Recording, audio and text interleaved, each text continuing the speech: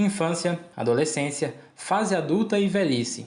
Nas 4 fases da vida, o ser humano carrega uma série de questões e busca por respostas quase que incessantemente. Um detalhe é que essa resposta pode ser encontrada ao seu redor, na natureza, através da observação. Com um diferencial em relação aos demais seres vivos do planeta Terra, a capacidade de manipular a matéria, o ser humano transformou grandes florestas em cidades de pedra e perdeu parte do contato com sua origem. Na busca por respostas, a biomimética mostra como a observação da natureza não pode ser perdida e também que existem inúmeros benefícios que a utilização do meio ambiente com responsabilidade pode gerar. A educação é mais uma fonte de respostas e uma das maneiras de promover esse conceito, a fim de observar a natureza e encontrar soluções sustentáveis para a vida. A professora de biologia Taíla Franco, que ministra aulas para o ensino médio, explica que para fazer com que os alunos se interessem pelo tema, é preciso antes fazê-los entender que são parte da natureza e que ela faz parte da vida deles. Então a gente primeiro tem que inserir eles, falar, olha, vocês fazem parte, né? Tudo isso aqui vocês fazem parte. Então, o ano passado eu estava trabalhando com os meninos sobre biodiversidade, era uma das matérias da eletiva, e aí eu falei muito com eles, falei, gente, vocês fazem parte, né? Um ser vivo depende do outro. E a gente, por ser racional, né? A gente por pensar, a gente por criar, né?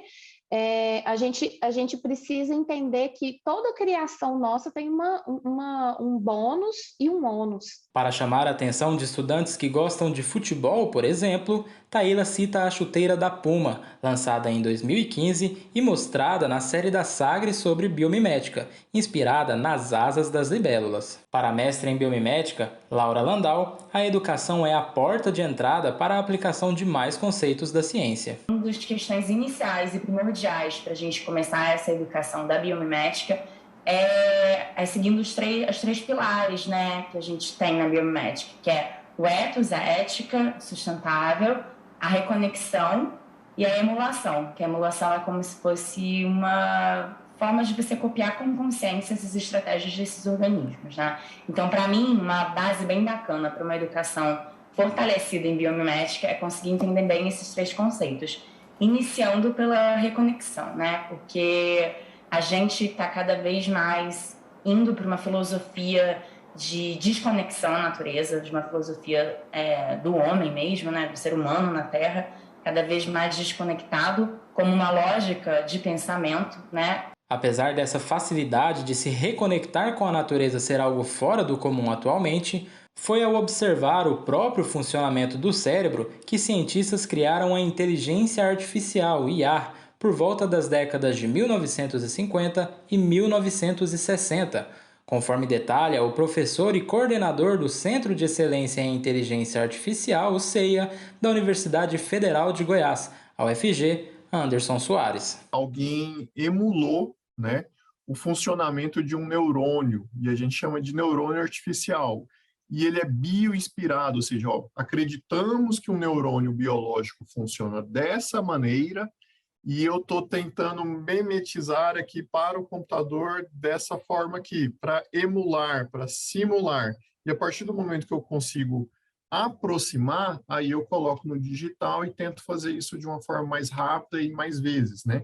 Mas lá atrás, tudo começou tentando o seguinte, não, deixa eu tentar simular aqui o efeito de um neurônio, tá, gente? Estou falando do cérebro, um neurônio.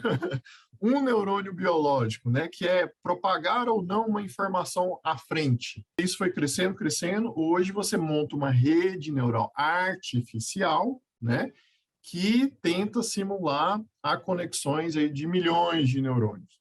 Paradoxalmente, é justamente a criação do computador que hoje causa um certo distanciamento entre as pessoas e a natureza.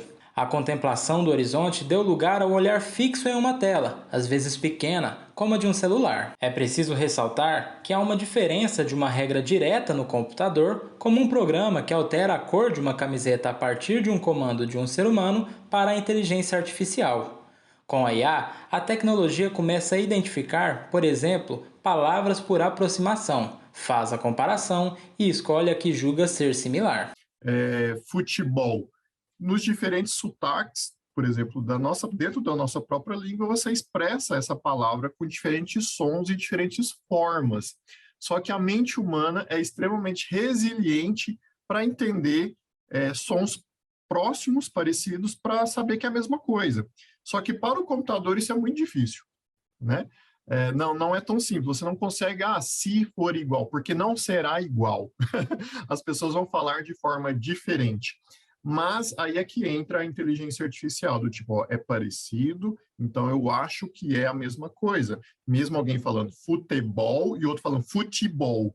Dentre as tarefas mais complexas feitas por uma inteligência artificial, hoje é possível programar a criação de frases para campanhas publicitárias. Com a potência correta, o computador pode, inclusive, entregar centenas de frases em determinado espaço de tempo.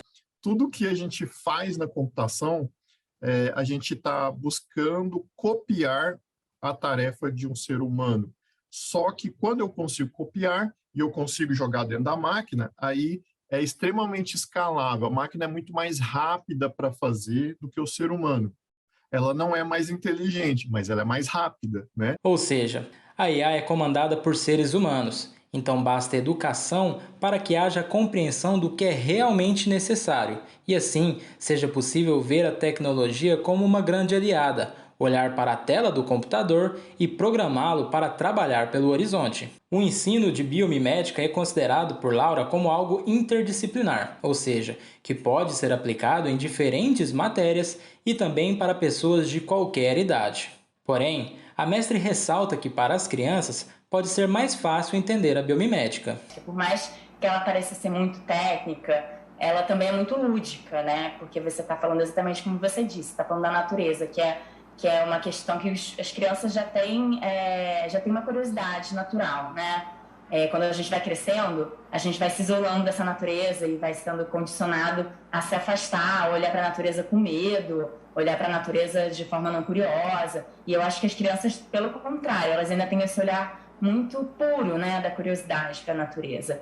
Uma das possibilidades, segundo Laura, é falar sobre o tema com aulas práticas para as crianças, instigando-as a realizar experimentações. Então, existem diversas experimentações, e aí você entra nesse conceito da própria ciência, né, de você provocar a experimentação na criançada, que faz com que ela tenha essa base desde a infância, né, para olhar para a natureza, para ter uma curiosidade científica da exploração explorar a natureza, descobrir a natureza, né? Porque eu acho que quando a criança é pequena, ela tem que ser trabalhada essa curiosidade de você olhar para a natureza com um respeito. Então isso é muito bacana, fazer com que essa criança tenha o contato com a natureza, mas também com a curiosidade e o desenvolvimento dessa capacidade de explorar, né? De fazer experimentos, de ir aprendendo cada vez mais em contato com a natureza, né? No ensino médio, porém, Taylor explica que não é tão simples levar novos materiais para a sala de aula. Afinal, é preciso estar dentro do padrão da nova Base Nacional Comum Curricular, a BNCC, que estipula quais os conteúdos devem ser mostrados em classe. No entanto, uma maneira eficaz, segundo a educadora, é inserir o ensino sobre biomimética em diferentes conteúdos da biologia para alunos que escolhem a eletiva. As chuteiras feitas usando a dinâmica da asa das libélulas, por exemplo, podem ser usadas nas aulas de biologia celular e anatomia animal. Outro caso citado pela professora é o do cupinzeiro. Nossa, a gente tem uns cupins aqui, né, que mantém o cupinzeiro com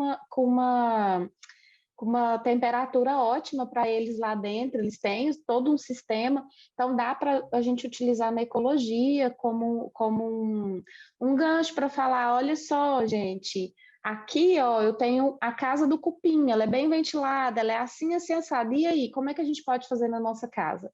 Né? Como é que a gente constrói, faz construções, né, para a gente morar? Educando desde cedo e atingindo cada vez mais pessoas, é possível agir com a biomimética igual a um algoritmo de computador, que na verdade foi pensado com base na observação de abelhas e formigas. Segundo o diretor do CEA, Anderson Soares, esses insetos paralelizam as atividades e buscam várias soluções para um único problema, de maneira simultânea e independente, mas com comunicação, para que o grupo possa encontrar a maneira mais efetiva de atingir o objetivo.